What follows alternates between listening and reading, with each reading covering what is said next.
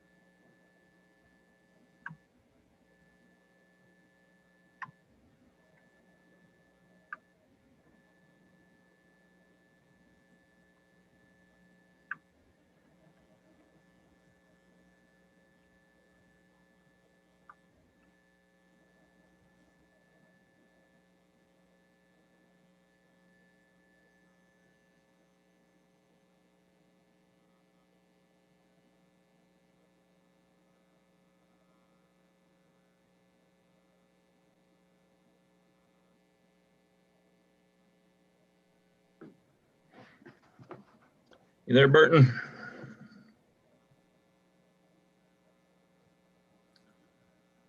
We're here. Tina. I don't see Nikki. Have you heard anything from Nikki, or is she on there and I just don't see her?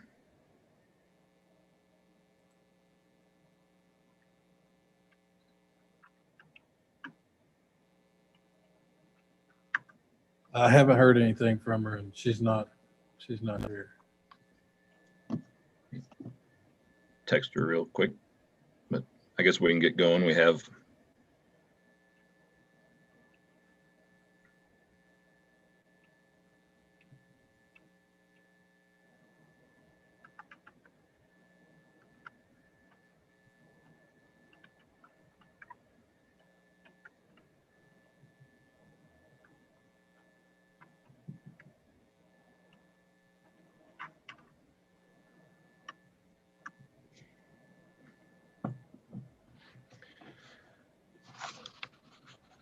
we can get started if you're ready, Burton. Okay, ready when you are. Okay. So we'll call the Sunnyvale 4B Economic Development Meeting for February the 9th to order at 5:39 p.m. All members present except member Anthony, and she just joined us, so all members present. So we will open up the public forum. 4B Board of Directors invite citizens to address the board on any matter, including items on the agenda, except public hearings that are included in the agenda. Comments related to the public hearings will be heard when the specific hearing starts. Citizen comments are limited no more than 3 minutes unless otherwise required by law. The board is not required or permitted to take actions. So any hands raised or anybody in the audience?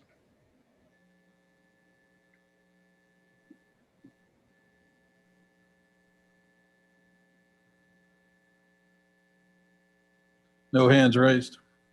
No one in the audience. So we'll close the public forum at 5:33 p.m. Move on to agenda items. So discuss, consider, and approve the minutes from the January 12, 2021 meeting. Any changes or points that anybody would like to make? If you've had a chance to. They look good to me. Can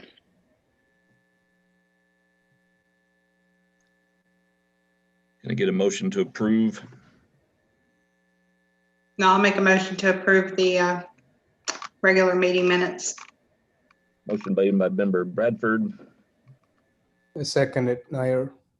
seconded by member Nair. All those in favor, please state your name and raise your hand. So Wise, Bradford. Nair. Case. Chatter.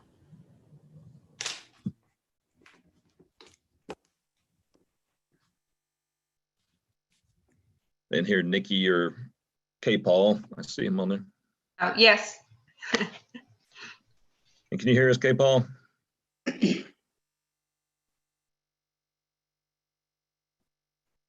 Seems Well, like it passes. We'll wait on K. Paul's response, but move on to the next item. Discuss, consider, and approve the January 2020 financial reporting and related items, and hand it over to Member Bradford. All right, so for the end of month, January 31, we collected $77,798.81 in sales tax revenue, and including interest. So our expenses for the month were $30,076.84. And so that $30,000 of expenses was for our normal payroll, our normal maintenance contracts, and then it looks like we had a, I think it was around $4,000 payment for our Parks Master Plan, and then we also had our final payment on the Vineyard paving project, which I think was around $14,000. Let's see, sorry, my eyes are getting tired this late in the day. Yeah. So our ending fund balance as of now is $3,042,260. And the sales tax comparison to the same period prior years up substantially, so that's good. And again, this is looking at November since we have a 2-month lag. So I did not have any questions for staff on the reporting. I'll open it up to the floor for any other questions or comments.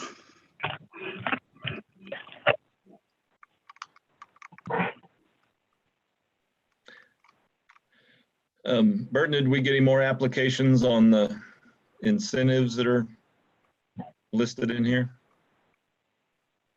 No, sir, we haven't. Okay, I saw them in that update you sent out, so the balance didn't change, meaning the annual update from the town.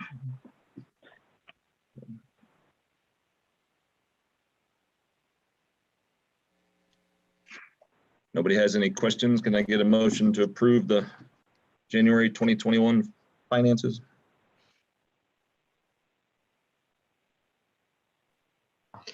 I'll make a motion to approve the January 2021 finances. Motion made by Member Anthony, Chase, I'll second that. seconded by Member Chase. Again, all those in favor, please state your name and raise your hand. So Wise, Bradford, Anthony, Nair. Cash,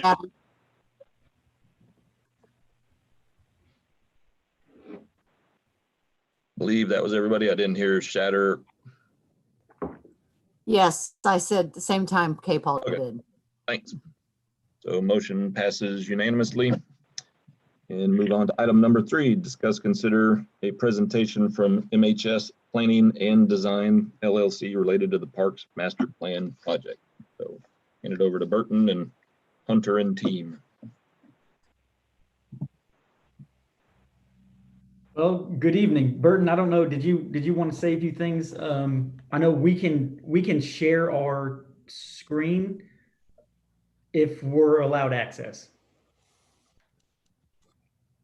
And good We have evening. the 28-page document that you guys sent out earlier, so we've got that as well that we can scroll through. Okay. It should be good to go, Hunter. Okay. We'll go ahead and share it real quick.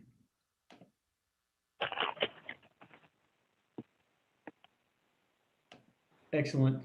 Well, thanks again for having us join you this evening. We're going to run through, we've completed all of the public input at this time, including the survey and several different input meetings, which you all participated in as well.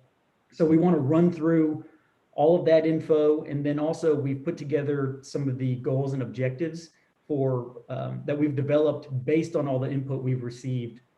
It is pretty wordy and pretty lengthy if you've had a chance to look through it, but we do, it's pretty important information as we move forward through the document.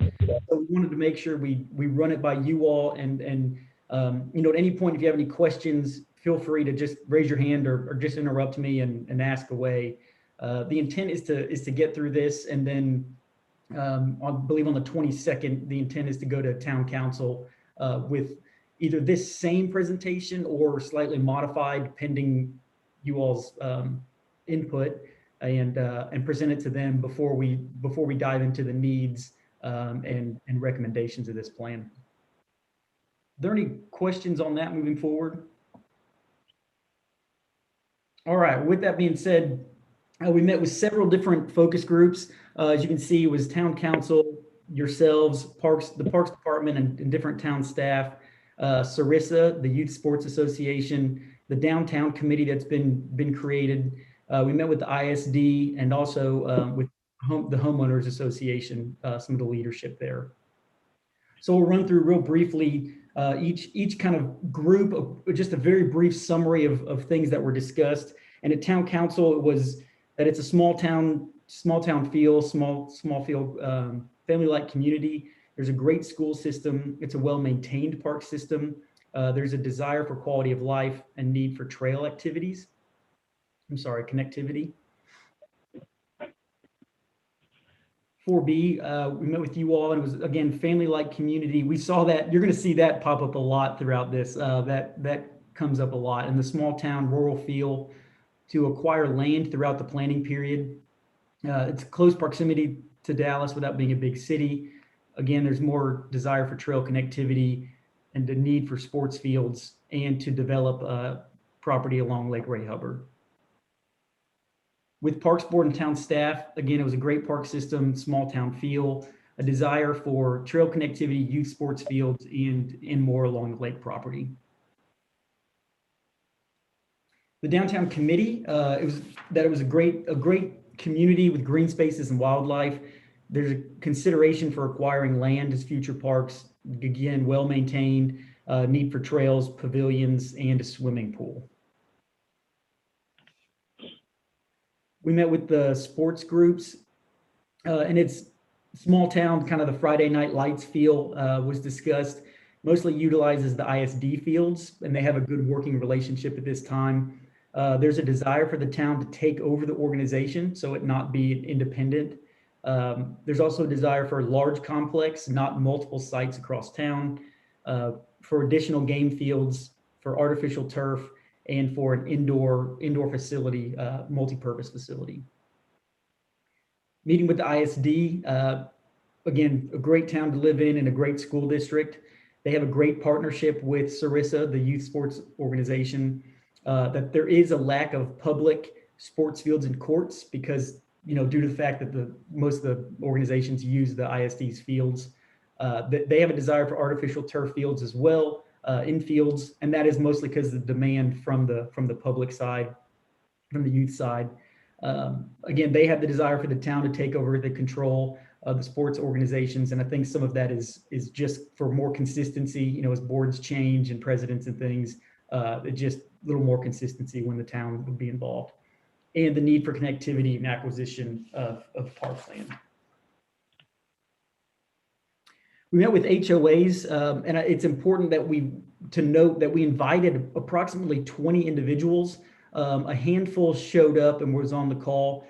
There was only one participant who actually gave feedback. So these are all with a grain of salt, as that just needs to be very clear as we go through this, of what their needs and desires were. That is unique small town rural feel. The town has great programming and events are made available. Town Center Park needs to be replicated throughout the community.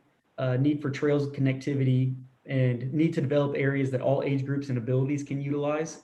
Kind of focus on multi-purpose areas, and then consideration of public use at HOAs if the town would consider funding the maintenance of them.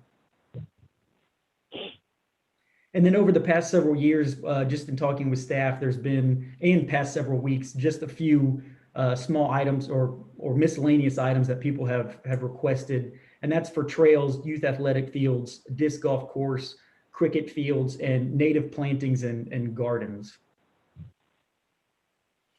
So that's all of a real brief summary of all the public input we heard. Are there any questions, comments on that before we dive into the survey findings? Yeah, one question for me on the HOA. I know you said it was limited, but are you at liberty to say which HOA provided that feedback? Because I mean, it's the bottom line there, consideration of public use at HOA parks if the town maintains them. You know, that's something that's interesting if all HOAs are open to it, and it's interesting depending on which HOA. Yeah, it was Deer Creek. Okay. Yeah, so they do have that central park in their area. Correct. And we tried, to spark conversation and have conversation, and it was just a lot of cameras off and muted microphones and, but that's what we heard. Okay, that's helpful. Any other questions or thoughts on that, on the focus groups? Excellent. We'll run through some of the survey data. Again, we mailed out 2,100 postcards. Again, 627 folks responded, which is nearly 30%, which is a very successful return rate or response rate for this survey. So we've got pretty good data from it.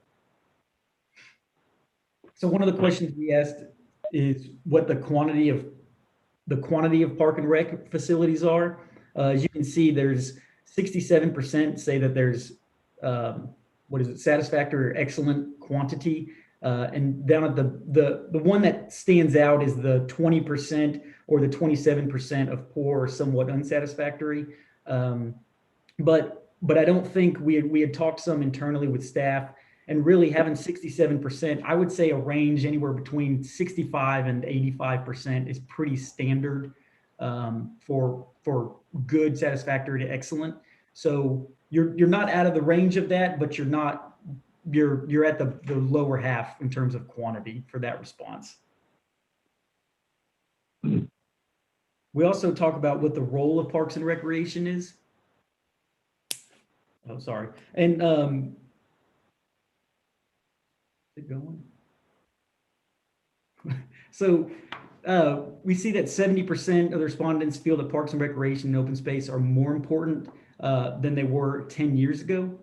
We asked that question just to see if people think, we should be investing in this and moving forward. And as again, you can see 70% feel that they are more important. Go ahead. And then we talk about the frequency of use. We asked how often are someone in your household using these facilities. You can see that trails and parks are your top percentage there in blue, which is at least weekly. As you move down towards athletic fields, you can kind of see that there's 46% that say never. We like to point that out because it is a very limited amount of participants that participate in youth athletics. There's only so much of the community that does participate, and whereas parks and trails, generically there's a larger percentage of people that can utilize them. So with that information, we asked in the past 3 years, do you feel like the quality of each of these items has increased or declined or stayed the same? Trails and athletic fields and parks, you can see they've all stayed around the same at that. Well, actually all of them down through the list. That's 69% through 82. Pretty much for the most part have stayed the same, and not many have declined overall. So we also asked about the recreational program interest of what kind of activities the town could offer. You can see that there's a long list of things. At the top is farmers market, biking, fitness classes, events. It's a lot of group activities as it kind of starts to move down to individual programs, individual signups, and then it becomes a group. Yeah. So, and then we move on to facilities. What are the most needed facilities as opposed to programs? Trails and connectivity, again, landed at the top there at 86%. Lake amenities, which included in our list was a whole list of things, trails, benches, picnic areas, anything along the lake. Lighting throughout your park system, open spaces, you can see recreation center. And then we get down to that 67%, which is special events, which kind of goes back to our programming list of just having events for people to go to, or programs or activities in group settings. And can you go back, sorry, real quick? And you can see as the list goes down, you start getting into you see disc golf and skate park. There's still a need, there's 42% interest, that's still nearly half your community. But just in comparison to trails, you can see the big difference of the 80% to the 40.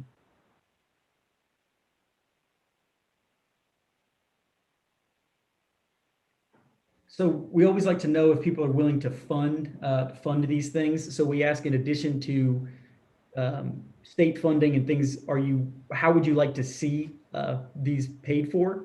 It's no surprise that strong support is usually from other folks than ourselves. So increased park improvement fees from developers, you'd see over 55%.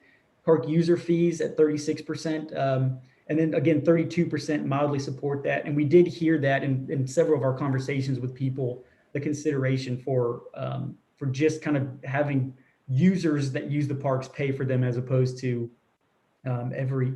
into generically property taxes or developers. Bonds, again, and increased property taxes. There's at your lowest. I find that chart a little strange if you can go back to it. So bonds and increased property taxes have two very different graphs. And how do you do bonds without increased property taxes? So that is the misunderstanding of the general public. So, I mean, if you look at just bonds in general, it's actually, neutral to majority, neutral to supportive, but actually paying for the bonds, it's not. Would be through your, yeah, I think there's a large percentage of property that thinks increased property taxes are bad, but they'd consider a bond. And I don't know that everybody knows the difference. Okay. Because I think it's terminology, to be honest with you. I like the bonds then. Yeah, oh, for sure. You always want bonds. And I think it's also interesting to see the increased park improvement fees from developers, when most of the developers now are actually putting park spaces in their developments. Mhm. And that's one of the things that we're looking at specifically in Sunnyvale because of the HOAs, and because of, some of these amenities are provided. And again, some of the one comment we got from the HOA was, yeah, we have this, but we would let other people use it if we had help maintaining it and funding it, funding updates and things from the town. So as those start to age out, it's an interesting concept of how do we balance that from public facilities versus private. And one thing that brings up is, as the trail system and connectivity improves, so like Deer Creek is an example, there's no way for anybody to get there other than drive or walk or ride a bike on Trip Road. But part of the drainage plan is to put a sidewalk from the school all the way past Deer Creek. So once there's public access, then it seems logical that, they might be able to open that up. And to me, that's the same argument for the other one. So, even in their planning documents for many of the HOAs, they're supposed to be turned over to the town at a certain point. It just has to actually happen once there's connectivity. Right. Was there someone else who was trying to chime in a little earlier? I was just trying to get clarification on, increased park improvement fees from developers, if they were referring to the HOA or the neighborhood developers when those come on, to see, who they were talking about when they referenced developers, just because, with the HOA fees, usually that ends up getting passed on in the form of increases to the homeowners, I would think. So essentially you're paying for it one way or another if you're living in these developments. So that's what I was wanting to get clarification on. Yeah, that is correct. Yeah, at the end of the day, I mean, all of these to an extent fall on the end users. So that seems like it's a misunderstanding, because 55% of people have a strong support on it. Yeah, so as a clarification, it would be like the easiest one for me to point out right now is all the new development going on in Stony Creek. And I can't remember what phase it is, but the neighborhood that Nikki lives in, so the gated community, and then the north end of Stony Creek, south of Town East, they're putting in a lot of trails and parks that are park open space in a nature center, and the developer's paying for all of that, but it's going to be public use. So to me, that's where that falls under, and it's part of their requirements for green space and things like that.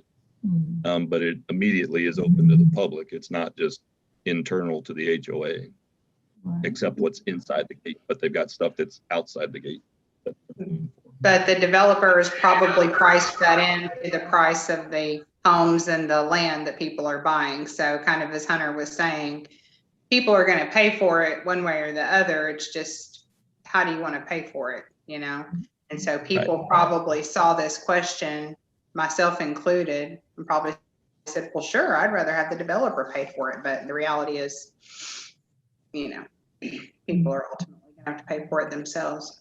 It's all part of their lot sizes and then the green space requirements and what's in floodplain as well. So it's not 100% on the new homeowner. You know, it's the way for the developer to make use of unusable space in their master plan. Yeah, depending on where the development is, there's a lot of developers that would just give up land to the town to not have it on their tax roll because it's not buildable. So they don't want it or need it. So that's where a lot of communities build their trail systems, because it's the developer has no use for it and they don't want to pay for it over the, you know, the span of their neighborhood, essentially. We have another, so this is a kind of a follow-up question, which is interesting too. So we asked people how much in property taxes are they willing to pay as an increase to support these. And as you can see, 35% said zero, with the remaining 65% saying they would pay something, with that mean being $125 a year. So there is some support. You know, you've got 22%, you know, over, or 22, what is that? 32%, 40% saying over $100 a year. So, you know, people are willing to some extent. It's just how we, you know, how do you package it and how do you sell it? I keep wanting to. Yeah, based on that slide, you could pay for a decent sized bond. Exactly. It's convincing people to check the box. That's the. But it's also a lot easier to check the box on a survey than at the ballot box. You know, I think we've all know it's a little different. But yeah, you could, by this, you could win a bond for sure. I think that's an important slide to show to council or any, you know, 4B, any funding source that says people are willing to do this based on this information. How do people expect that for us to acquire property and maintain these spaces with no increase in taxes? It's kind of like you want something for nothing. Well, I think there's a lot of people that don't want us to do anything, to be quite honest. Yeah. Yeah. I mean, the good news is it sounds like the, you know, third of the town that responded, you know, is showing some interest and understanding. I think this is a great question on this slide, because their number one question is, how does it affect me personally, my pocketbook? And so we have to drill it down to this level of a question to get the point across. Mm-hmm. And I think to some of that, you know, we've been struggling with that too. You know, even 20 years ago, it was, you know, a park was a open lawn space, a pavilion, a playground, you know, some benches, and you would go out and play. Relatively inexpensive in the big picture and pretty easy to maintain. And now parks have turned into indoor rec centers and indoor aquatic centers and these very elaborate, you know, parks that people just, you know, $500,000 playgrounds, but people don't want to pay for it. But they don't understand that the definition of a park has changed. And so has the funding source along that, but so they demand more, but like you said, they don't want to pay for it. And so that's kind of an industry, that's something that people are still kind of scratching their heads on, trying to figure out how to make that work. Well, I think the other important thing that that we have to point out, or we have to get people to start understanding, is there is open space in this town, but it's currently owned by private property owners. And so it can't stay that way forever, because as we've seen, there are legacy families in Sunnyvale that want to sell their land, and they're going to sell it to a developer. And so the choice is, it can't stay green forever. So if there's a way for us the town, engage and get involved and carve out some of these pieces of land at some level of expense, then we could at least maintain some of the green space in a friendly way, rather than the entire pieces of property getting shoved into more residential areas.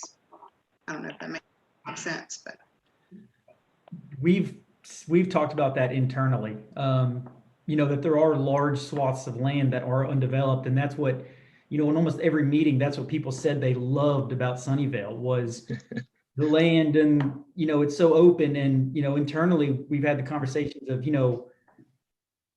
nobody wants, I say nobody. There's probably a lot of people that don't want to sell. It is the family farm, or it's been there forever. Well, a developer is going to come with a dollar amount, and someone's going to be willing to sell. That's how developments usually work, and developers typically can have pretty deep pockets. So, to keep that feel and that the charm and the open spaces that everybody talks about, I think there has to be some serious consideration. Whether that be land developer fees and by ordinances and dedications, or whether that be the town just acquiring that, or working deals with the local families. Hey, can we have your floodplain, or can we work out a deal to pay off your floodplain? I don't know what that is right now, but I think there needs to be consideration into that if people do want to keep the green open space feel. Yep. I'm sure you will find a lot of average Sunnyvale residents who are saying we don't want to pay anything extra. Their response is going to be let the city do not give permissions for more development and keep things green. But, is that fair for some of the landowners? It may not be, but I'm sure a bunch of them are thinking in that way. They don't have to pay, city don't have to acquire those land, don't give permissions. I mean, I've seen a lot of people already started complaining. We have so many residents, complexes and communities coming in. This is not the Sunnyvale that I was thinking for or was, wanting. So you could see a lot of that as well. Okay, interesting. Well, and what I think some people don't understand is that, there are many developers who are willing to come into the town and develop in a way that complies with our current ordinances. And there's very little stamp of approval or denial that the town can give them without problems. I mean, that is something that we definitely need to consider, because if you look at all these questions and all the inputs that you received from almost all the committees, saying they like that, small town green feel or whatever that is. And if the city don't have any, sufficient ways of controlling it, then it's a disaster about to happen, because you will see a lot more people in there. I hear what you're saying, but I mean, in terms of us on 4B, when you say we, it's us as citizens, but us on 4B, that's outside of our. Yeah, that is true. I agree with you. And to that point, I hear what you're saying, and I moved here in 2013. And it's always interested me, and it's one of those things that you're going, how is somebody that moved here in 2013, why do I have a vote on somebody that their land's been in their family for 100 years and now they've decided they want to do something with it, and this 100 people that have only been here for 3 years and live in an HOA get to dictate what happens? And it's well, that means that the family A that, their legacy fell first and then they sold out won. And so now I'm going to dictate to this other family that's actually was smart and held on to their land longer and wants to do something with it. No, you can't. We're going to dictate to you what you can or can't do. So the town has to be smart in what they come up with, but back to Sarah's point, you got to look at it across the board and say, hey, let's have positive relationships with these large landowners and talk to all the new people coming in saying, you know, you got to pay to play basically. So if you want the open space, you know, you might have to pay a little bit more in taxes or, you know, and so that's where I guess leaning on Hunter and them to say, what's the right answer and how do you balance that out working with the council and everything else. But Yeah. And that's a good point. You know, it happens in communities. You know, there are communities that, you know, it's gotta be a community that, you know, it's the right mindset that truly sees the value in the green space, the quality of life. You know, you have to vote for that and kind of put your hand out and your wallet out and your checkbook and just say, you know, this is something we value. We want this. You know, if a community is not willing to be a part of that, you know, if they just want it, but they're not willing to support it, you know, those are two different things. And that's, you know, that's something we can recommend and suggest, but, you know, we can't change a mindset. And that's something that, you know, that we work, it's a struggle for us because we can see it, but there's got to be buy-in from the community as a whole and your council, you know, and town staff. It's got to be across the board. You know, if it's a direction that you want to either remain in or start going, it's got to be, and it's not going to happen overnight either way. But it's a growth and how it kind of starts to play out.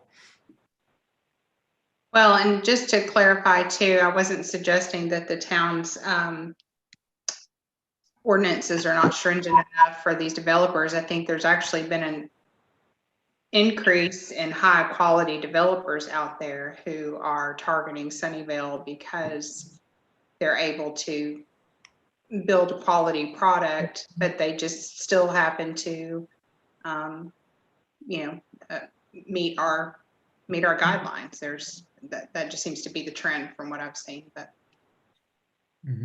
anyway, I think, like you said, changing the mindset, that's something that we've been working on for my almost 8 years on this board. And so I think getting this many responses is a move in that direction. So that's good to see.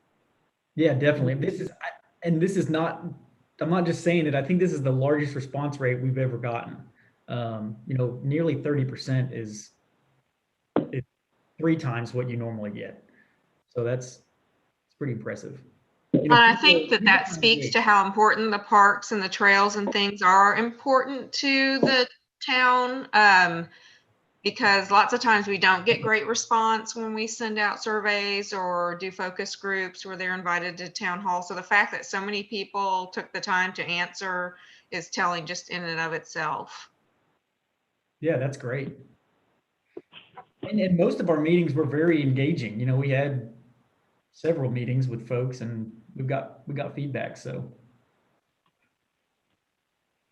well, we can, any other questions? Well, if you got any other questions or thoughts on that, we can come back to it in a minute. So this is just kind of some of the respondent demographics that we just want to run through real quick. You know, the length of people that lived in Sunnyvale, you can see it's pretty across the board of people, how long they've lived in the town. The household median size, 3.6 children, or I guess residents. Respondent age, about 50 years of age. You can see there's a pretty big 35 to 44-year-old group right there, kind of in the younger side.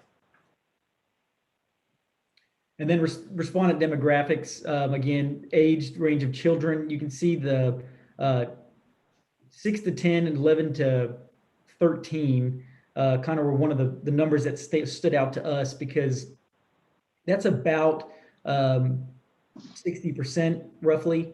And then if we went back to our slide, we saw that nearly 50% did not participate ever with youth athletics.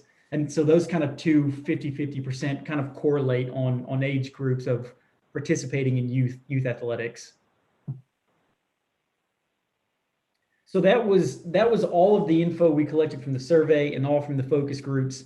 And from that information, we've come up with goals and a bunch of objectives. Again, I don't know if you've had the chance to read through these, what we'd like to do is I can read through them, and I know that can get tedious, but I do want a chance for everyone to have a chance to read over them and look at them, because we would like to kind of get your blessing on these, and with your blessing, in the next, we can tonight, if we want to just, I'm not sure if we're voting on this, but if we want to just approve it with amendments or with anything, then we can get it changed before we go to council. But I just wanted to run through a lot of them real quick, if you bear with me. So the Parks and Rec, and again, feel free to interrupt me at any time if you have a question or comment on this. So the Parks and Recreation, and one last thing, I'll chime in. A lot of these too, there's a lot of words we use in here that are very specific and meaningful that tie back. One, for Texas Parks and Wildlife approval, they will approve this master plan. So we're trying to meet their needs, as well as there's certain verbiage for grant opportunities as we move forward. We want to make sure we get you set up for grant funding in the future.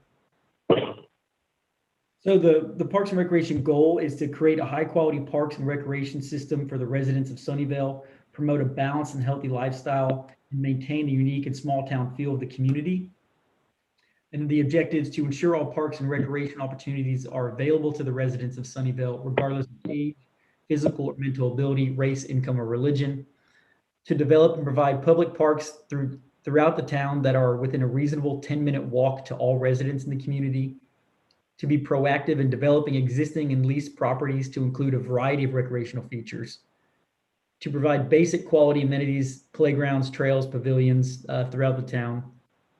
To construct recreational support facilities, which is parking lots, restrooms, lighting, those types of things, to ensure each resident is comfortable and safe at town parks. To consider acquisition or donation of parkland through dedication.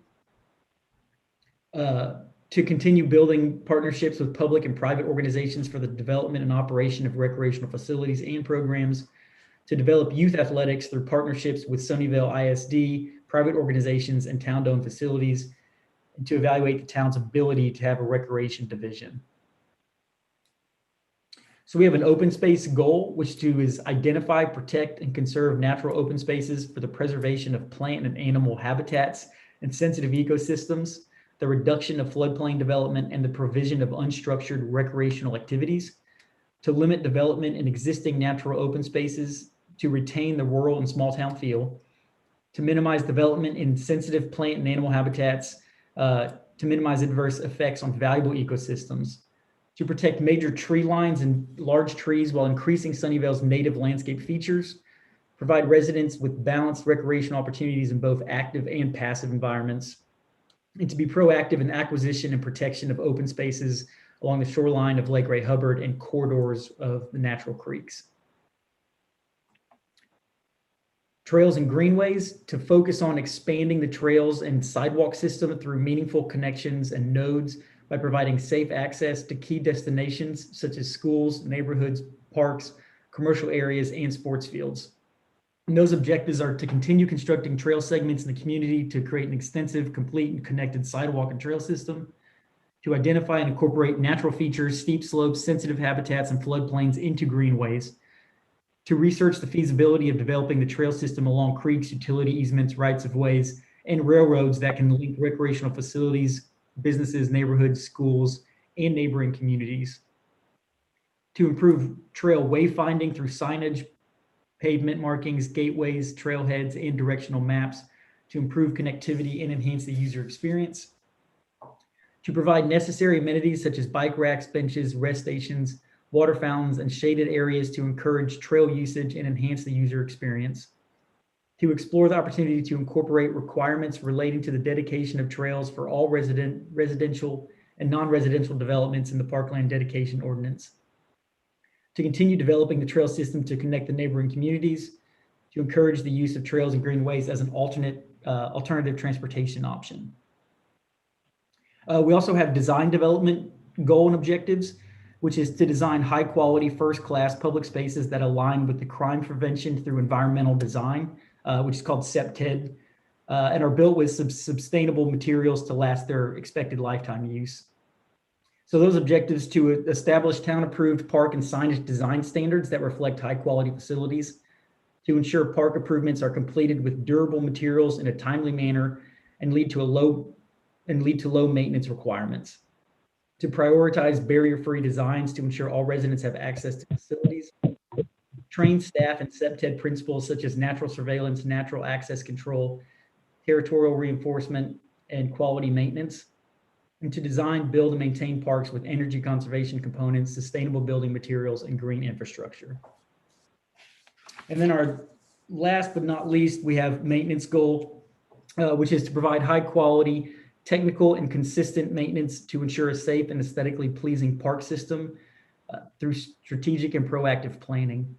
And those objectives are to continue maintaining the existing park system at a high level and increase maintenance capabilities as new facilities are developed, to hire and retain qualified personnel with technical skills to provide high quality maintenance services, to research the town's ability to partner and contract out low maintenance and routine tasks, to ensure funding availability for future maintenance needs and increased responsibilities, to ensure all maintenance vehicles, including trucks, tractors, mowers, edgers, and blowers, are on a maintenance schedule to prolong the life of each piece of equipment, and to create an amenity life cycle replacement plan that includes projected budget needs.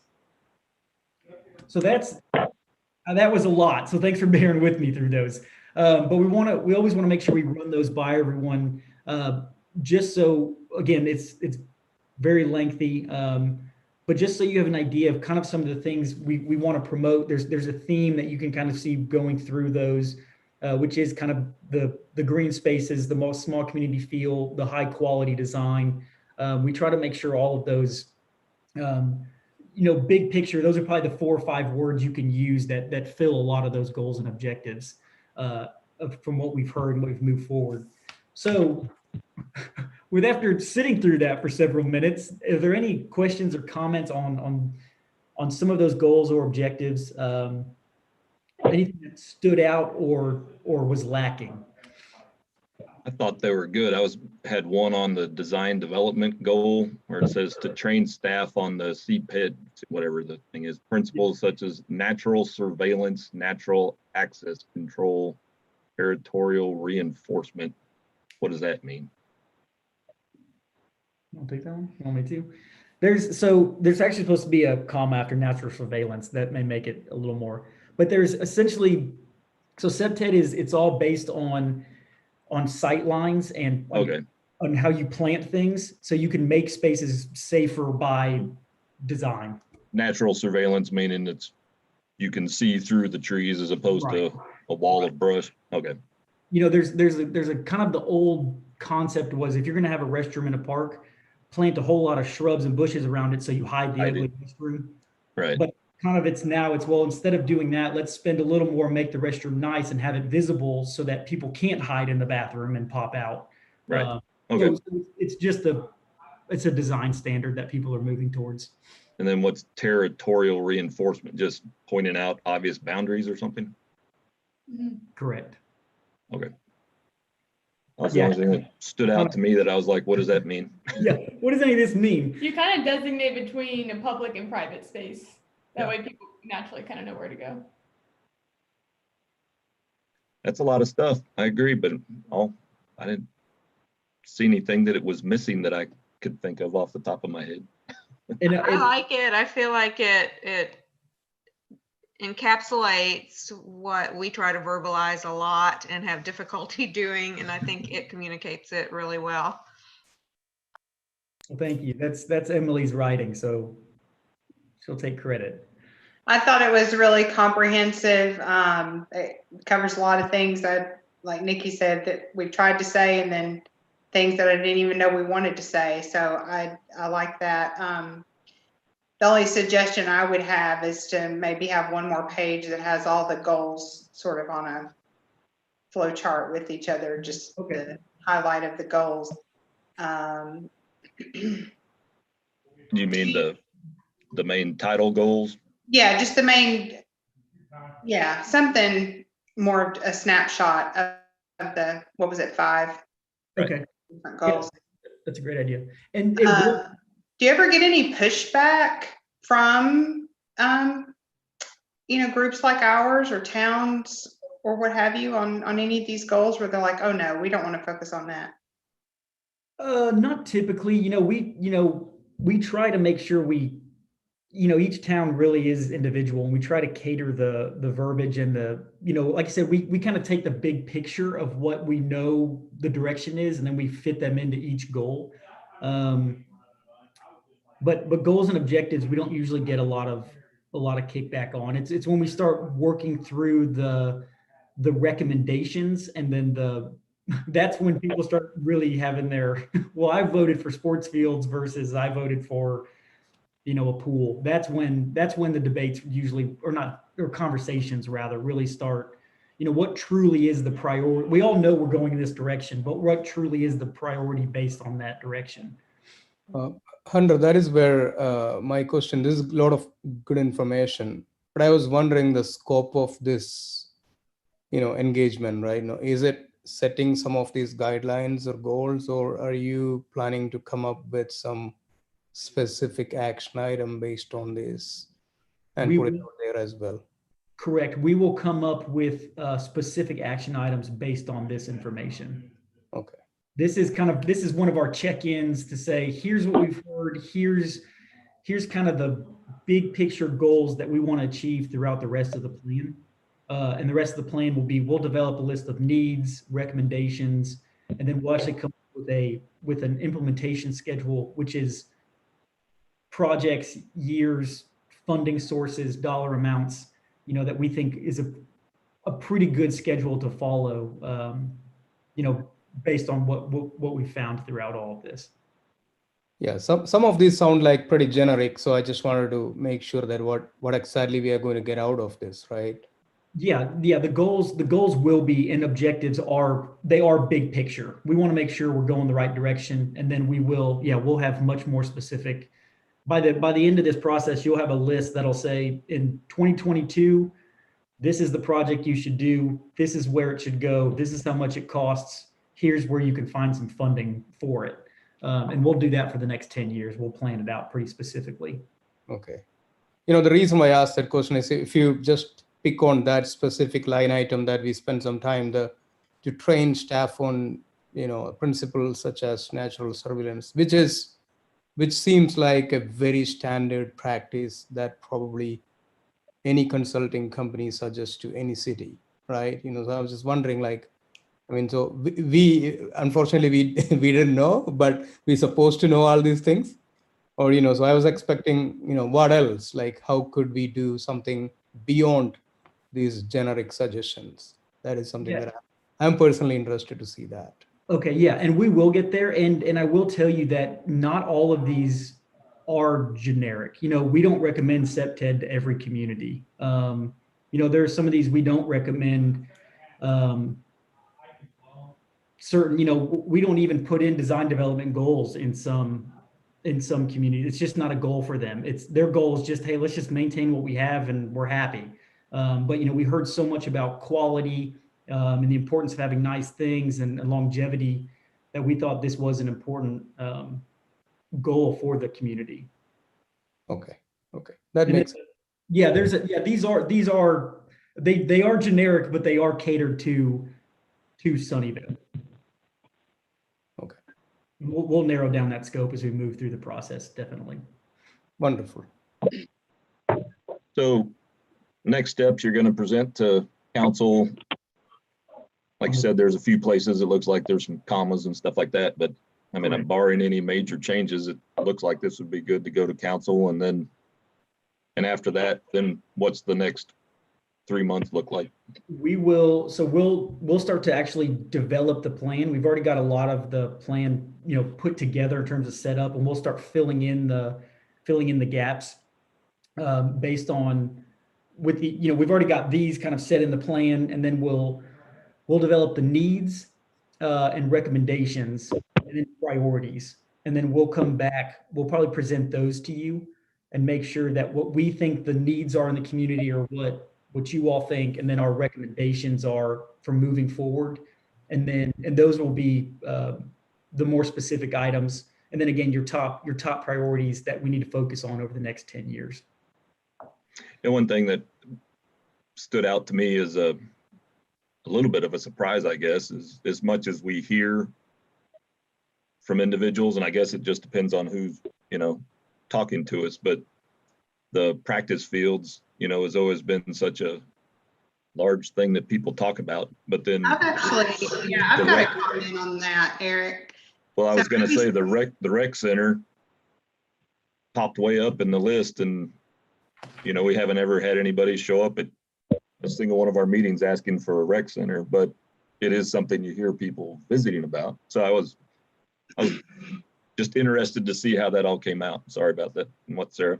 Oh, no, I was just I was thinking the exact same thing. I had noticed the gap between, or the fact that all of the different focus groups talked about the sports fields. And as you mentioned, Eric, the high interest on the athletic facility, but then only, 40, almost 50% of the respondents don't use the athletic fields. But I think you can actually interpret that a little bit differently, because some kids or parents, the ones who are responding to this survey, I don't know if they know who owns what field and who pays for what field and I don't know if they care actually whether their kid plays on the high school baseball field versus the Vineyard Park, or, I realize that's not baseball, but you know what I mean?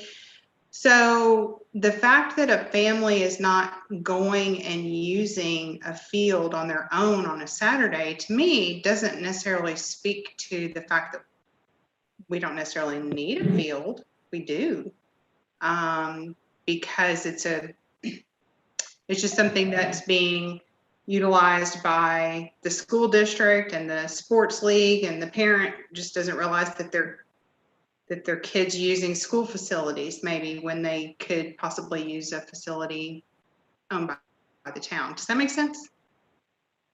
It does, but I wasn't surprised by those responses, just because, looking at the breakout of the age range of the town, there's a lot of people who are, there's a good amount who are older, a good amount who didn't have kids at all in their household. And then you have to think that, the age range that's going to be most active on the fields are going to be younger. As they get into high school, they start becoming more focused in where they're going and start dropping some of their extracurriculars and focusing on others more. So, and then you've got a good percentage of kids like mine who never done anything on a field other than play a band instrument. So, so it does kind of make sense to me. And I think it's one of the things to pay attention to as we go along and set our priorities, because the group that needs and wants those facilities, I feel in Sunnyvale, is very vocal. And so we need to figure out, like, how much of it is that group is vocal and connected well and leaders within the town, versus how much does the town really need it? Does that make sense? Yeah, I agree with you on that, Nikki, 100%. I'm so glad that Nikki pointed out that, like, I also noticed like 37% of the families said that they had no kids in one of the last slides. So I was wondering whether they're young, they're ready to have kids, or are they like a little bit older, their kids are gone, right? So that 37% on the last is going to make a difference, right? If they are yet to have kids, then they probably like to have some of the facilities. But if they're an older generation, their kids are gone, then they probably don't care about it, right? So that no kids is kind of the area where we need to dig a little bit more. I think people could also be, I don't want to say confusing, but the need for training facilities and places to play sports with the want or the need for organized sports leagues, whether it be youth or mid-range or adult.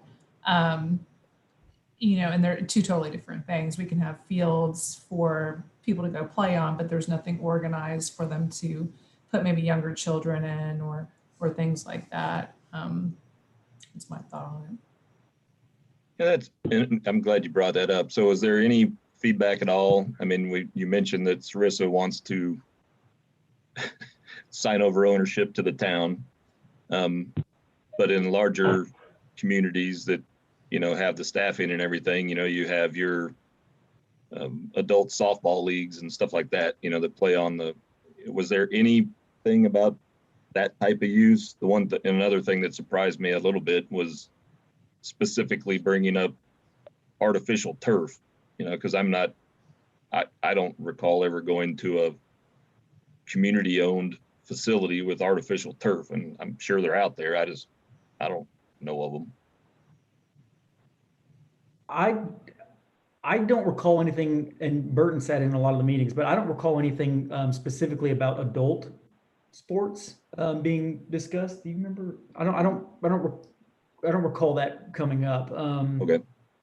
Nor did it, not through any of our notes that when we went through. In terms of artificial fields, those are becoming more and more common for public facilities. Some of it is, I think some of the higher use areas, they're done, rainouts and scheduling, things along those lines. Some of it's convenience, less maintenance. There's some upsides. There's definitely a cost to it. It's a premium. But there are some communities that are going that direction. Okay. Well, I appreciate it. I mean, it was definitely much more thorough than what I believe we've done in the past, and looking forward to seeing your recommendations. Well, good. Thank you. Yeah, it's only going to get more thorough. So, yeah, it'll keep coming. Well, thank you for your time. And if you all have any other questions or need anything from us, please let us know. Again, I think we'll make some of the grammatical changes, and then we'll add that one slide with all the goals individually. And then we'll plan on, we'll probably talk with Burton and JD again, and maybe Charles, and then we'll plan on presenting this to council on the 22nd, and then we'll dive in, and that's when we'll come back with some heavier information and heavier discussion that we can talk through. Wonderful. Great. Thank Excellent. you. Thank you Thanks all so for much. your time. Thank you.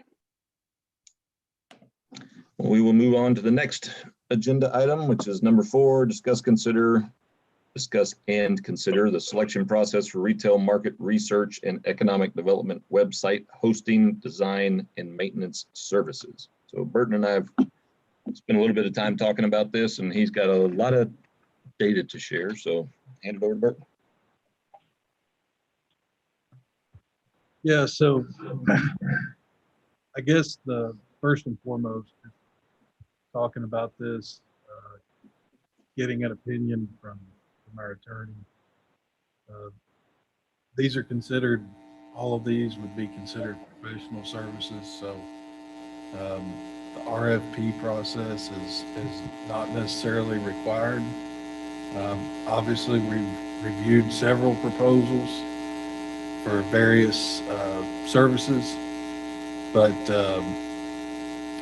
originally we discussed having presentations, but kind of to maintain the integrity of that process.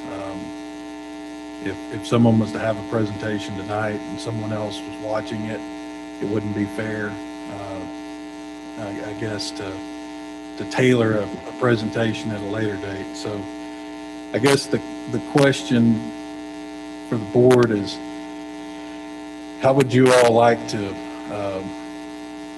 go about this? And I guess specifically as it relates to the website, what are some of the things that you would really like to see changed? Is it content, the cosmetics? Is it overall just the entire site?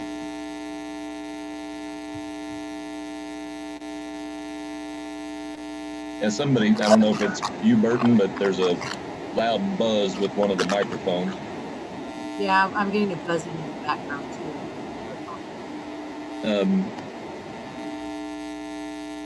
But what Burton and I talked through was there were some very detailed presentations, and if they were given, again, it would give an unfair advantage to competitors if they came and gave a presentation tonight. But in my opinion, you know, we've been looking at this over the last at least 2 years to redevelop our website presence for 4B, for economic development for Sunnyvale. And this is primarily looking at economic development. You know, the parks falls under the regular town website. So it's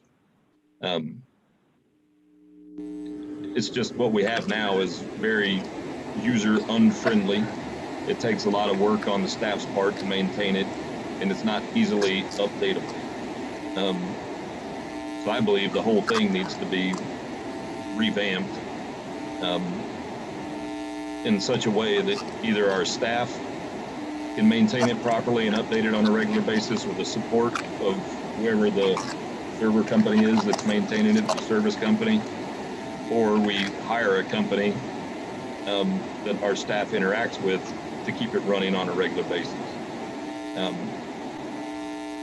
And was prefer to take some of the staff's leadership on that to say, hey, what do you know, based on what your knowledge is and of EDC websites, you know, what, narrow it down kind of like we did on picking Hunter's team to be the group that did the master plan, that they go out and seek out an RFP or whatever the right term is and get a few different companies to send in their submission. Then we can evaluate the top 3 that are narrowed down and then pick one and go from there.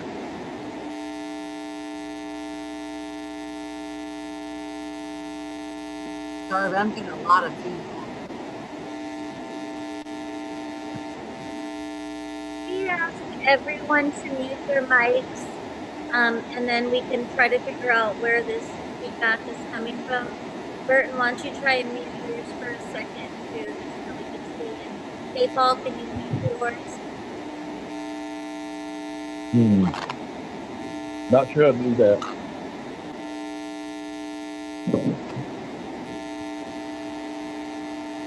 Did you unshare the screen when the other guys got off? Burton, can you try mute yours?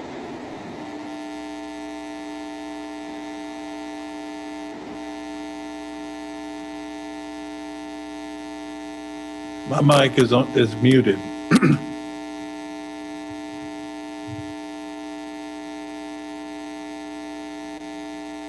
Burton, are you sure your mic is muted on Zoom, because it's showing it's not muted? I'm sure mine's not muted, but I don't know how to mute it. It was Burton.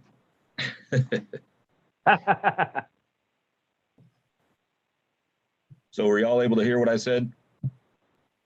Yep. Yes. That's my vote, is that we do an RFP, or again, whatever the request for proposal, I guess, regarding the economic development website and what all they can provide. I don't know if that means we have to come up with criteria, or we just, hey, leave it wide open and let them give their presentations, and then we narrow it down to a couple of finalists and then pick one. But Yeah, I my think, understanding from what we talked about before was that the website as it is right now has to be coded, right, to make an update. It's not on a platform that someone like me could go in and just stick in a photo and update copy. Is that correct? So then if that's the case, we definitely should redo it so that it's on one of the platforms that is easy to update for just an average person. Because otherwise it doesn't get updated when you have to go out and hire somebody to do it. right. Yeah, and the current one, like Burton was saying, it still has very dated information on it. And when he needs to make an update, he has to call somebody that's here in Texas, in Waco, and then the person in Waco calls somebody in Florida, make the update, and then Burton has to wait and see if it actually happens. And when it doesn't happen, he has to call him back and say, hey, it didn't happen. You know, so it's not just a change of name on the website, you know, so there's a Maybe few fields that we're able to modify, but so it definitely needs to be, in my opinion. Yeah, maybe as a techie, I can make a comment on it. You know, there are enough content management tools available, which is make our life very easy for an average Joe to update content on the fly, which can be done by any of our staff members. So there are enough technologies out there. You don't even have to pay that much. It's just a matter of we need to redefine and get those new. There is a lot of even open source technologies out there. It's not that expensive to make that happen. So I just want to put that comment. And the second thing, on your comment, Eric, regarding make it open and let people come up with their RFP proposals. My thought process is this, there is enough examples out there. Most of the major cities has EDC websites, states has some of them. So we could easily figure out what are the major features required. Then maybe we could do an open session where we all can chime in to see, as a city of Sunnyvale, what is our expectation, what kind of messages we want to put it out there, right? So we come up with a outline and then include any specific requirements that suit our culture here. Then give it out for a few companies, let them come up with a response to that RFI or RFP. Then we go from there. So if we just open it up saying that we need a website for EDC, you probably get a few $1 million, things out there. So I'd rather go with very specific what we really need and then push it out there so that we could do it pretty cost effective. Can I chime in here for just a second? I'm not sure if Burton's still having sound issues or not, but I do want to clarify a little bit that it's not that staff can't update the website at all without reaching out to the vendor. We can, change the text in sort of the text box area of the website. It's just that we don't have the flexibility to sort of move the elements and redesign the pages with pictures and graphs and things like that. But if it's just content and having like a monthly update of what's going on in Sunnyvale or things like that, we can add text to the website pretty easily. It's just the more detailed redesigning of the pages that we have to reach out to the vendor to, as I understand it. If I can, I'll just chime in on top of Charles, because Burton and I have had this conversation quite a bit. And one of the things that I've coached him prior to you all asking him, so I'm always trying to be really cautious not to contradict what you all are asking of him. But my concern was, I don't care what platform you have, if you don't have robust content that's meaningful to your users, it doesn't matter what the website looks like if there's no good content. And so I had been, kind of talking with him about updating the content, doing an inventory of some really successful EDC websites and finding what attributes do they have, and then adding those to ours in terms of content. And let's get our content strong and viable. And then if we still don't like the navigation or the structure or the usability, then switch to, updating that. But to me, the shell is the shell is the shell. You just need viable, strong content first. And that was the feedback I had given him. And I think he did find a really good site and a vendor who had done some very successful EDC sites. So it's really a matter of, do you want to move forward with changing the structure immediately, or do you want to give them time to work on content and doing an assessment of other EDC sites to see what might be missing from ours to make it user friendly?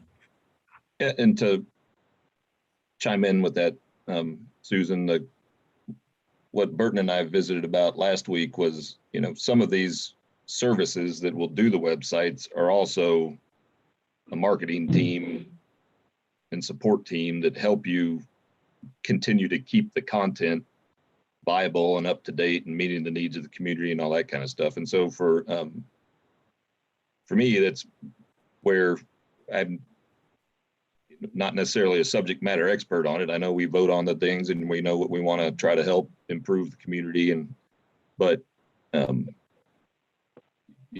do we have the time and the current knowledge to add the content that we need to the website to properly market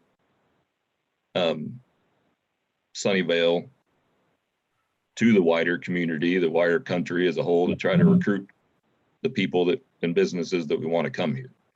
And I'm really good at what I do as a daily job, but I don't know the exact way to, verbalize on a website to recruit businesses to Sunnyvale necessarily. So, I guess it's kind of twofold. I agree with you. The content needs to be there. And the shell needs to be there. But if you have a great shell with bad content, it's useless. And if you have a lousy shell with good content that isn't formatted well, it's also useless. So it's kind of the combination of both. But, what's your thought on the best way to identify the content that we want on there outside of, just having the right names and numbers and that kind of stuff? In my opinion, I do think it would be, and I think Burton has done a lot of this, of inventorying other successful cities. I mean, there are some cities who are, particularly, I think we need to look at cities who are attracting what we want. And, I think there was conversation about that recently about, looking at what we are attracting versus what you all want to attract, and look at cities who are being successful with that. And, there's a lot more than a website, but at least that's a good starting place. And, and you are correct. Some web services are going to provide insight into, hey, here's a better way to present the information. But I also think we can get a lot of that from looking at other sites, and then what vendors did they use, who's been successful. So, I think we're all saying the same thing. It's just a matter of how do we want to slice and dice this to get started.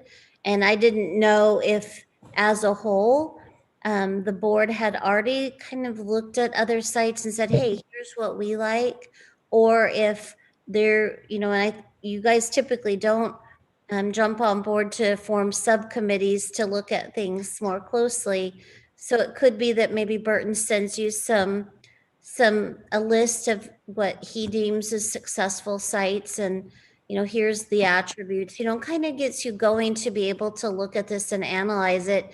Because as Chris said, if we're gonna issue an RFQ, which would be the step, then we really need to know what we want from this. Otherwise, his point of, you could have a $2 million proposal, the sky's the limit. I think we need to really know what we want. And I don't know that as a body, we've gotten there yet. So based on what I heard so far, it seems like looking at other EDC websites to come up with kind of what is that we needed is the first action item. The second one, of course, content is the king.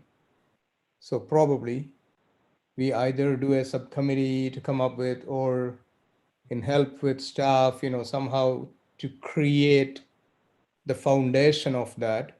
Then, to Eric's point, we may have to hire somebody, because none of us, I'm not, of course, good at creating content.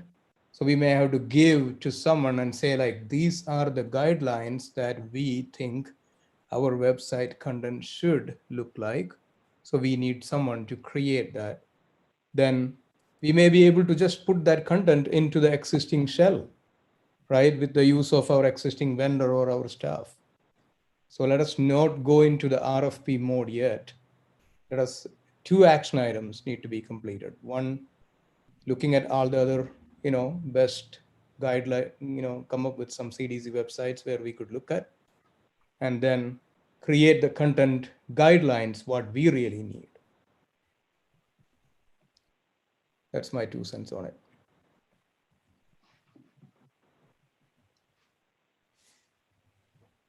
I agree. I think we need to look at some towns, do some research, and then come up with some clear objectives on what the site is supposed to say, what is it supposed to achieve or send out there to the people going to it. And I'm just kind of looking at it now as we're talking, and doesn't do that right now. So clear objectives, of what we want it to do and accomplish, and then maybe get some help on how that should be written or what the content should be to get that point across.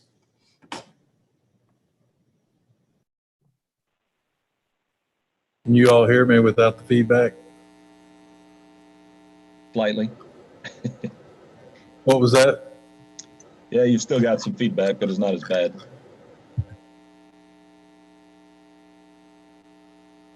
Go ahead. I was just going to say, I can get you all kinds of information, different websites. I can just send that out to everybody this week. And, I will say one thing I've learned in researching all this is a lot of things are regional based on what's going on in that region. In our region right now, there's a lot of industrial development. Other places, it's different. So when we talk about content, or not only is it, the type of businesses that everyone's interested in attracting, it's also what's relevant for that region too.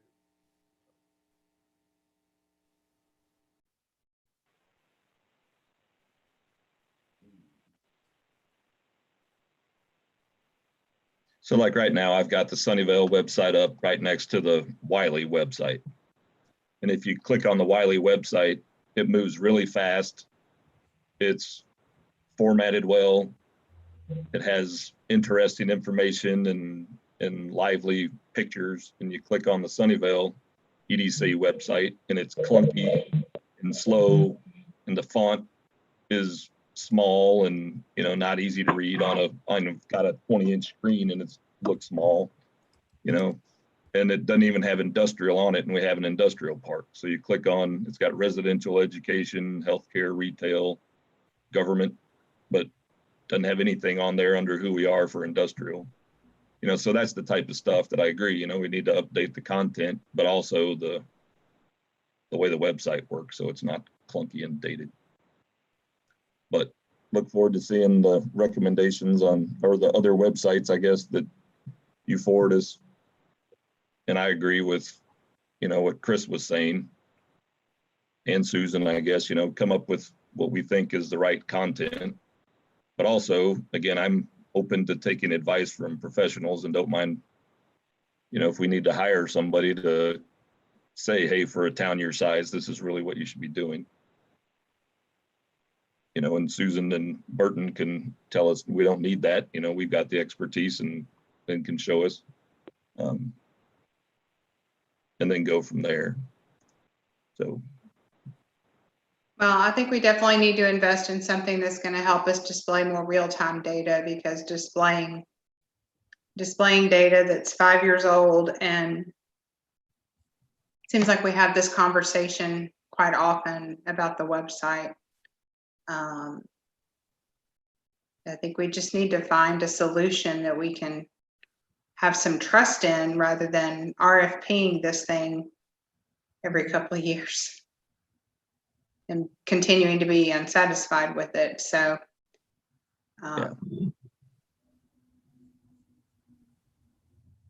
I'm personally more concerned. I mean, although I agree with you, Eric, about the clunkiness, and I think there's way too many menu options on our site, I'm more concerned with the content.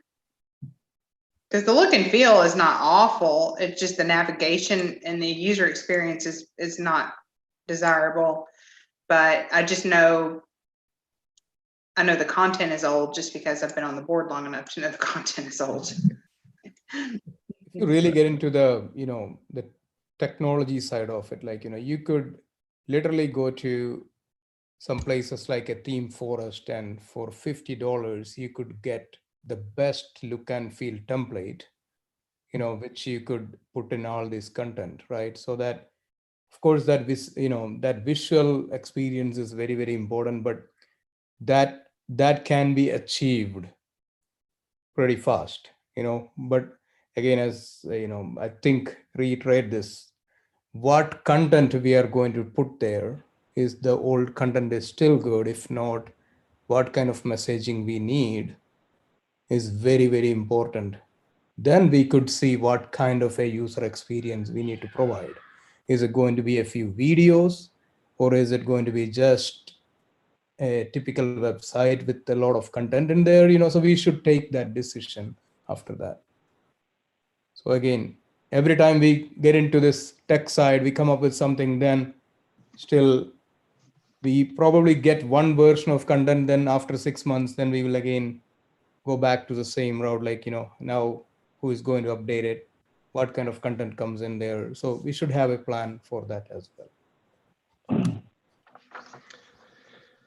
So Susan brought up subcommittee.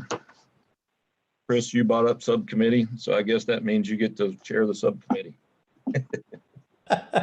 No. So I second that motion, Eric, so it's done. all those in favor, station name. So I do believe that's what it's going to take. So, I volunteered. I'm going to be on the rec center, library, multi-facility use subcommittee. And we have other ones that I know each person is on, but as far as I know, Chris and Tina, at present, you're not on a subcommittee. I'm not calling you out, but Nikki is, Sarah is, I am. The others have been. So if one of you would volunteer for that, I believe it's going to be a good, or both. Sure. Since I talk too much about it, I think it's going to come to me. So yeah, we'll take it if that is the direction we want to go. Yes, I believe so. And you have a little more subject matter expertise in that field than Tina, you can join as well. Okay, you probably maybe a much better techie here. Yeah, I'm on board. I don't know about the techie part, but we'll work through it. Yep. And then the rest of us, we should look over other websites and look at content that we believe need to be added, and we can provide that feedback through Burton and up to you guys, and then move on from there. But it sounds like content first. And if you guys create the subcommittee, then we can open that up to other members of the community as well. It doesn't just have to be us.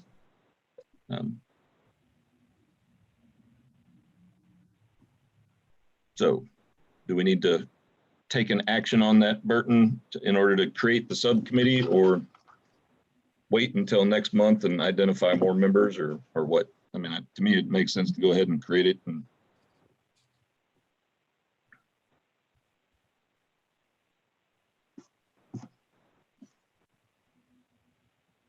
can you hear us, Burton?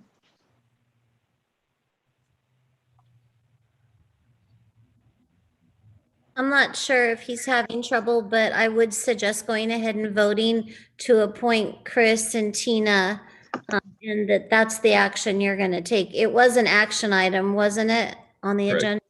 Yeah, I would go ahead and appoint Chris and Tina on the subcommittee so that work can begin on it.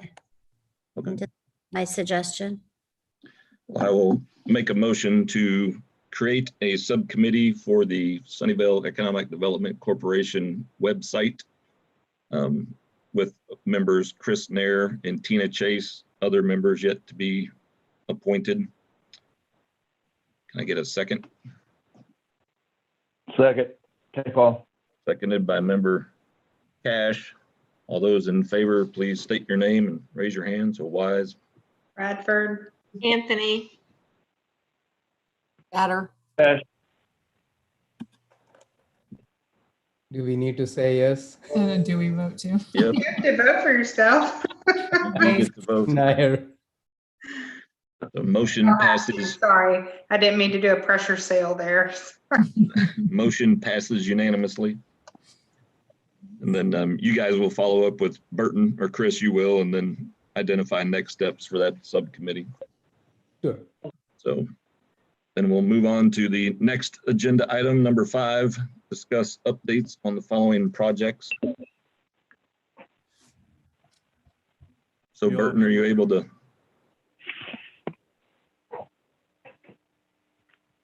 Y'all hear me? Barely. Is there a microphone you can hold? Can you guys hear my mic? Sounds like you guys are muted, but there's a mic somewhere in the room that's working. Can you hear me at all? Yeah.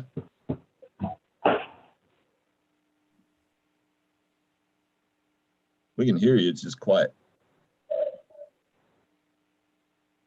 How about now? Yep.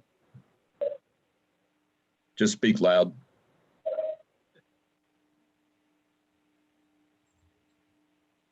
So first off is Glazer property. Yeah, so the most recent update, I know that the last month when we spoke, the construction manager at risk RFP was opened and it closed at the end of January. My understanding is that there were 5 submittals and narrowed it down to 2, and they're going to be having some interviews and finalizing, hopefully finalizing from those interviews.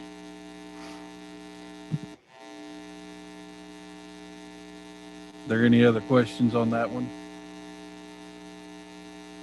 Oh, we'll move on to Jobson Park.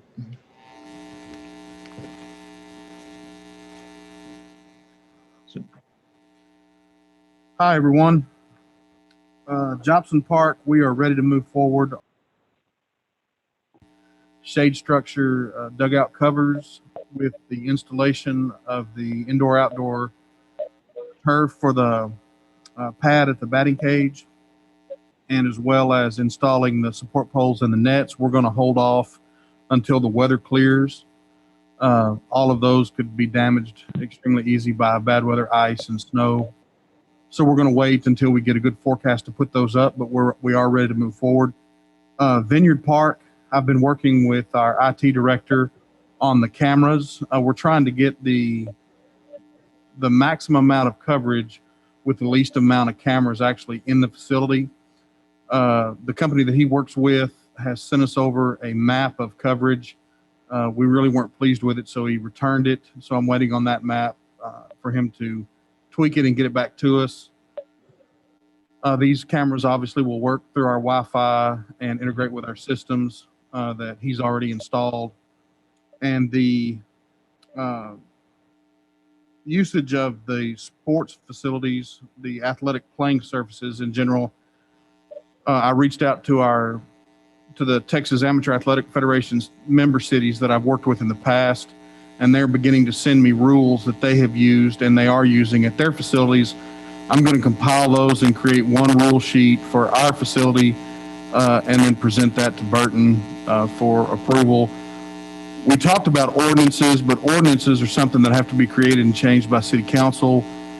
If we create facility rules, those are something that we can change seasonal, depending on the sport, depending on the use of the facility, as long as we get it out to the public in an amount of time that, that keeps everybody informed.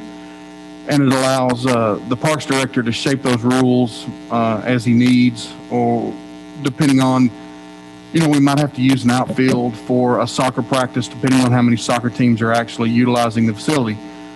To whereas we don't really want football or soccer on a baseball field that we have now during baseball season. It all works back and forth so that everybody gets to use the facility and has a practice time.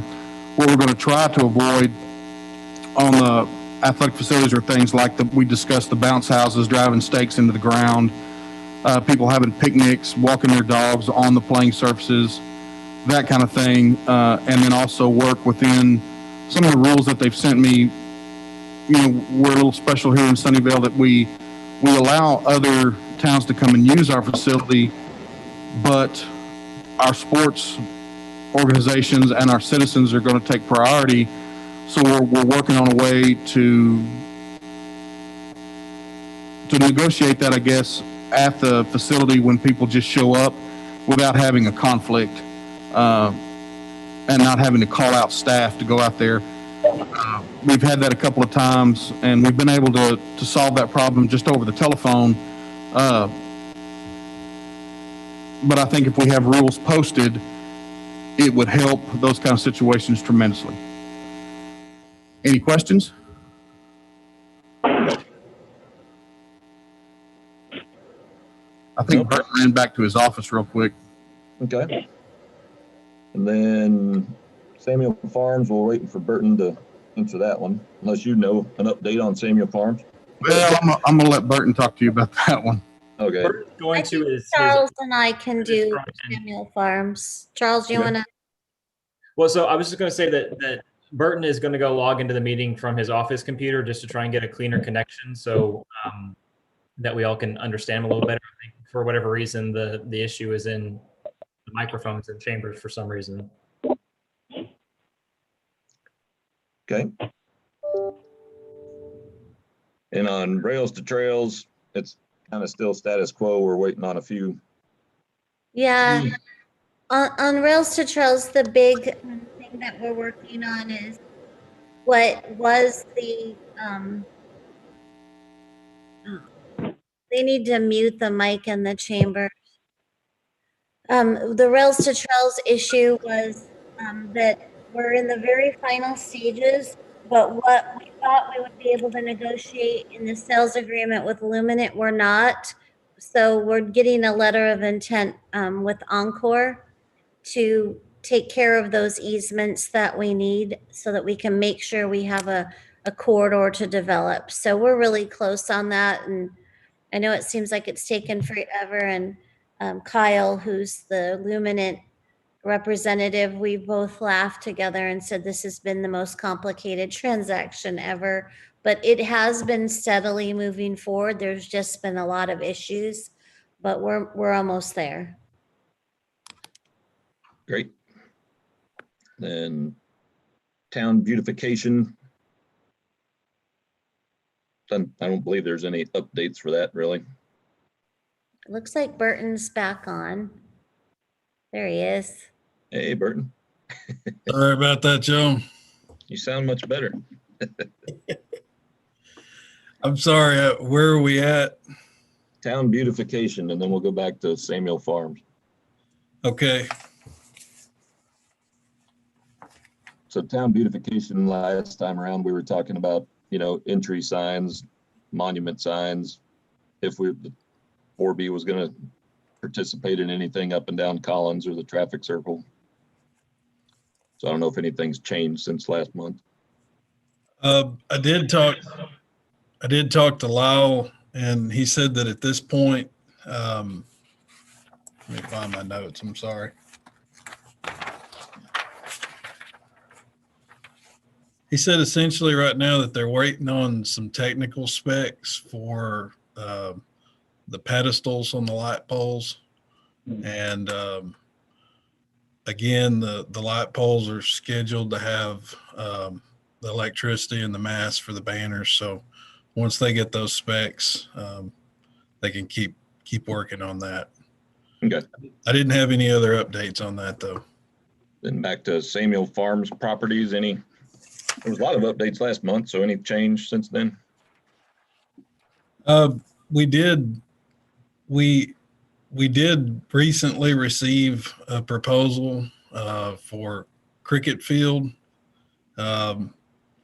specifically just parking, maintenance, the field, that area.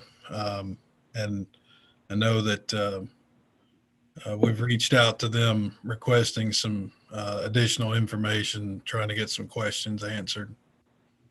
So help me understand, a proposal from like a private organization or from Dallas or what? A private organization. Okay. Seeking to be able to use Samuel Farms? Yes. Okay. Any update on the communication with Dallas County? We haven't had any updates. I can reach out to them. I know the last time we talked, it was really, it was going to be next steps in terms of the process. We knew that it was going to be several step process before we eventually get to the council be able to entertain those amendments to the contract. Then the last thing is development updates.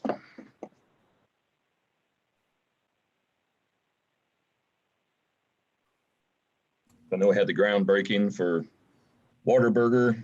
Any other significant development updates? That one was well attended. It was last Friday. Got to meet Tina finally in person. So I thought it went really well. And I think that's about it at this time. So they have good goodie bags. I was sad I couldn't come. So, okay. And then we'll move on to last item before executive session, discuss future agenda items and events. Does anybody have any or any pending upcoming ones? I just wanted to mention on future development that there's a new Mexican restaurant where Good and Fast Chicken used to be, and they opened up on Monday, and I got tacos there the other day. Really good food. I think they're going to try to have a grand opening on Sunday. They haven't joined the chamber yet, but I just wanted to let you know that they're open and their food is really good. What's it called? You know? La Criteria. It's Have to across check. from the Buckaroos. Yeah. Good Yeah, it's Fast right next to the paint store and up from Kearney's. Yes. Mhm. So neat. Very good food, so try it. Thank you, Terry. Thank you. Did hear some updates in one of the local Facebook groups about it. Seems like they're getting a lot of traction. Cool.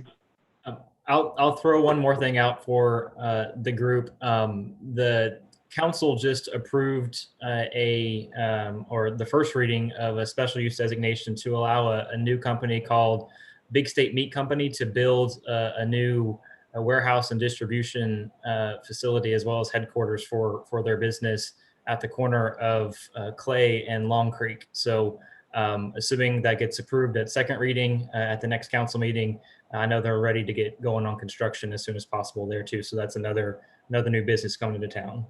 Neat. What was the name of it? It's Big State Meat Company. Okay. So it's a food distribution facility. I didn't know if you said big state or big steak. I heard you the second time. Both might be fitting depending on the context. Yeah. Which corner? The southeast corner. Okay. And then council also approved the site plan for Starbucks. So as soon as they submit plans, then they're ready to go too. By chance, is the meat company similar to the other refrigeration company or something?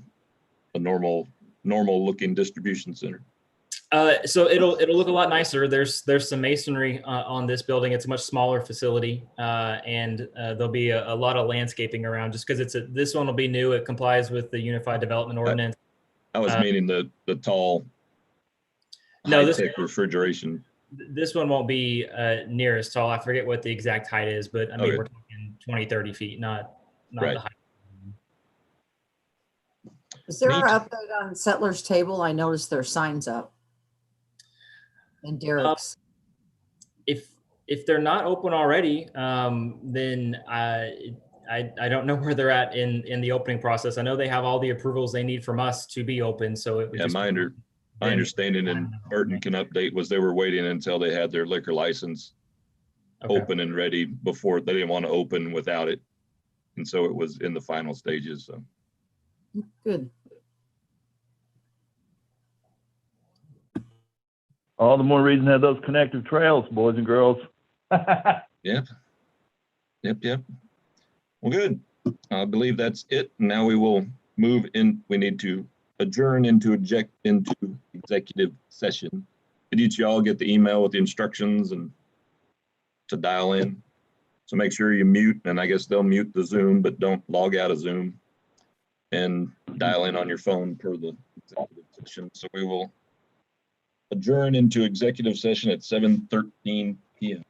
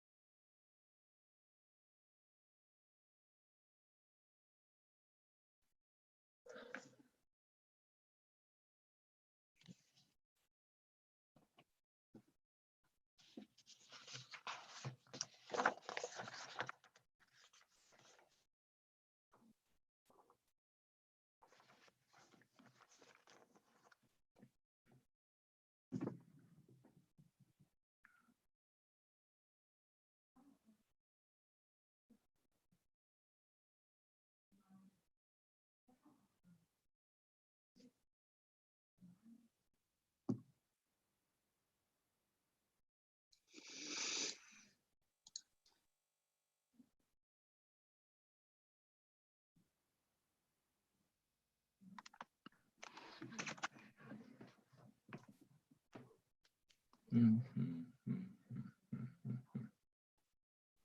ready, Burton? Looks like we have everybody. So we will reconvene into open session at 7:30 p.m. Okay, I'd like to make a motion that we approve the changes to the project PC performance agreement in relation to the sections discussing job creation and the reporting of sales tax data as we discussed. I will second. So motion made by member Bradford, seconded by member Wise. All those in favor, please state your name and raise your hand. So Wise, Bradford. Anthony. Mayor.